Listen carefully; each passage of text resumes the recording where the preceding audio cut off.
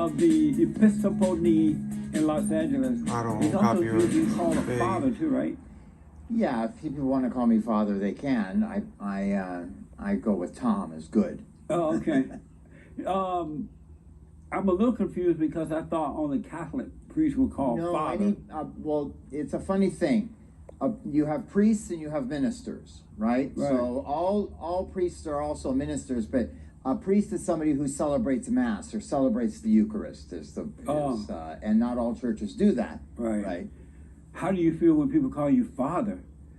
It depends on who's doing it. Are you like, I'm not old enough to be your father? Yeah, exactly. Well, thank you for coming. Thank you. I'm happy to be here. Are you called by God to be a priest, or is it something you volunteer to do? It's you feel a calling, right? And so in my case, I felt a calling deep within me. That's happened after many years. I was already in my 30s and 40s. So I'm not presumptuous enough to say that's a call by God, because that's too big and mysterious. Right. I felt a definite calling. It was a call to be of service, It was a call to make connection and to join my spirituality with the spirituality of other people. You could just feel it in your body? Yeah, sure. How old were you at the time when you first felt it?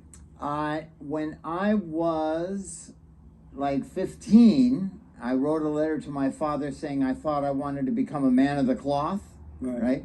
But then I forgot all about it.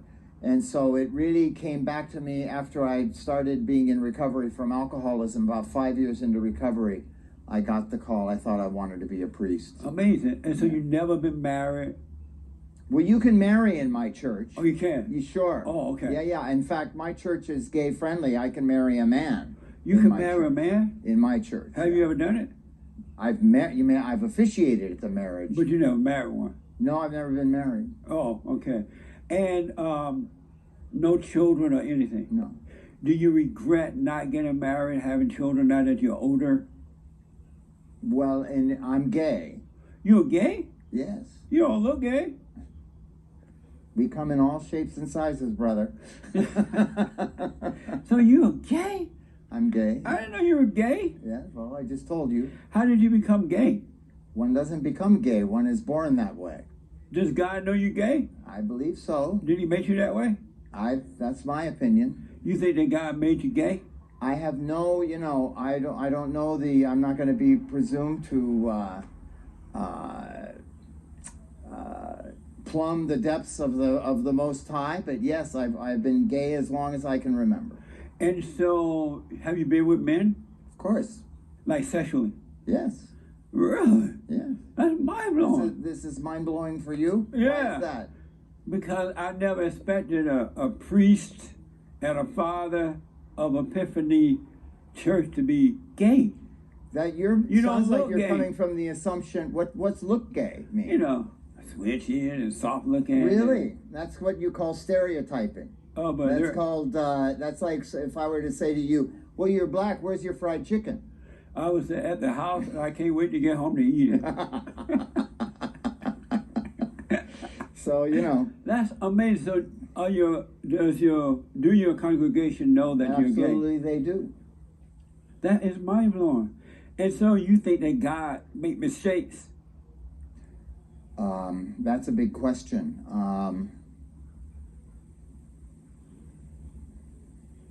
You're talking about everything that is involved at not only at the bottom of this universe, but whatever other inner universes exist. So I would say that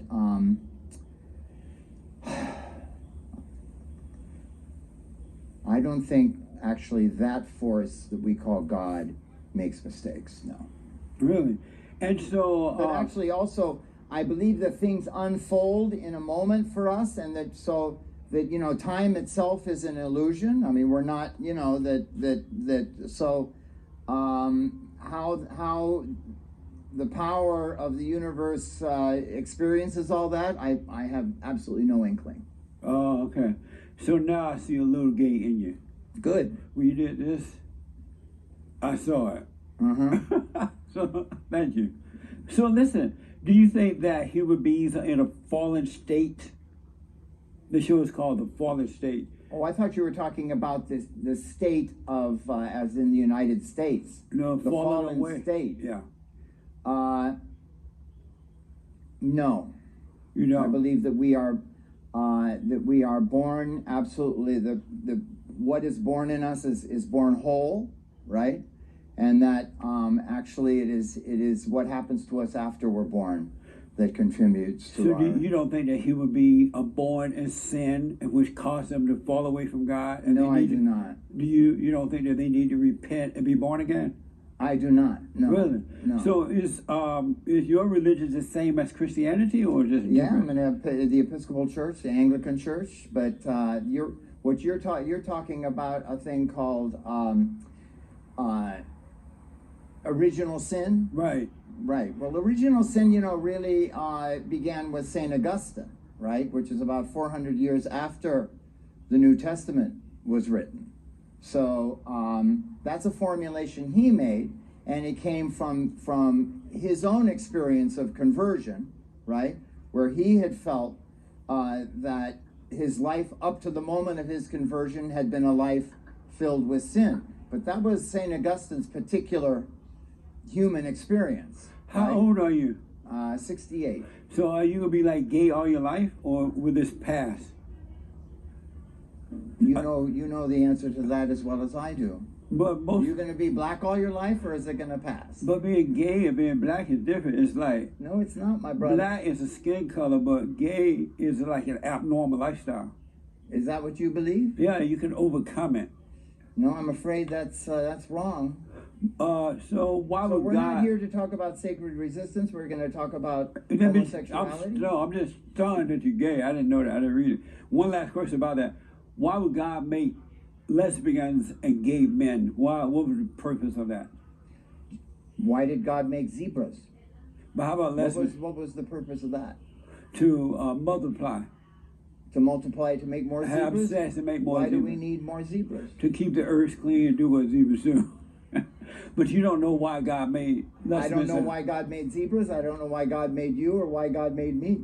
Amazing. If you say you know it, I know why God made me. Probably being a little presumptuous. No, He made human beings to create love.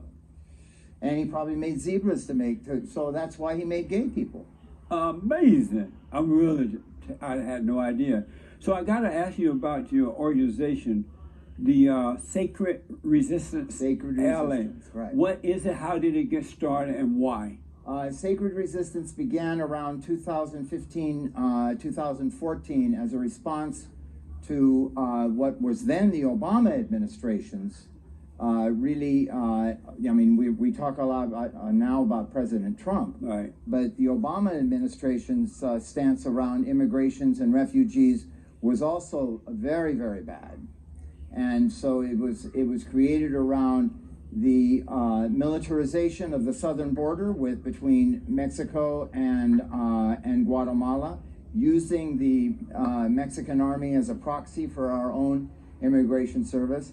And it was also created as in response to the influx of refugees coming up from Central America, fleeing violence and fleeing corruption, but really fleeing really terrible levels of violence in Honduras and Guatemala and El Salvador, and all those children coming up at that time. And so the Episcopal Church, and particularly the Diocese of Los Angeles, we thought that there needed to be a more humane response to that condition than the one we were giving. You guys didn't like the fact that Obama was trying to prevent them from coming here?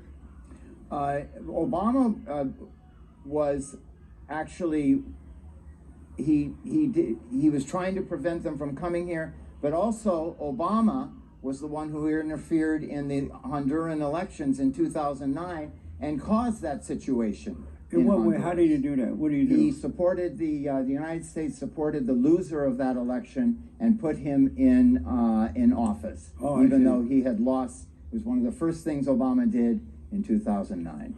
Well, how do you feel about those cages, what they call cages, that Obama started when he put the illegal aliens in and just kind of detained them until they figure out what to do with them?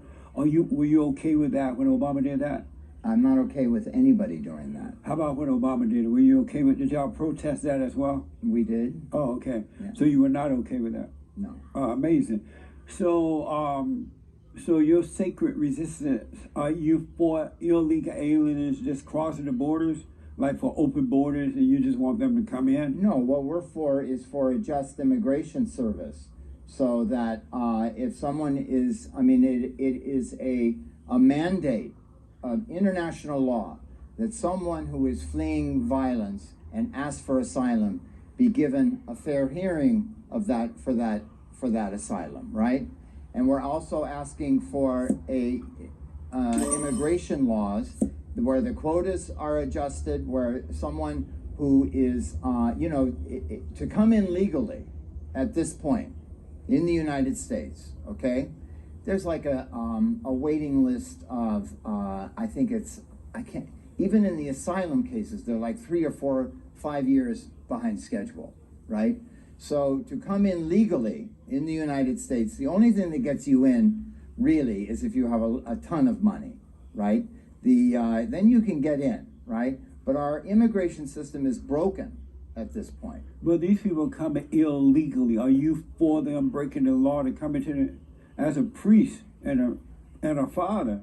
Are you for them breaking the law to come into the country? If someone is fleeing violence, but they're not fleeing violence. How do you know? There's no proof that they're fleeing violence from Obama administration or the Great White Hope administration. Of whom you're referring. Do you have somebody? They're just running away. They claim to be running away from gang members and things like that. You don't think that's what they're? You think they're lying? But they shouldn't be allowed to just come into our country. They should clean up their neighborhood, right?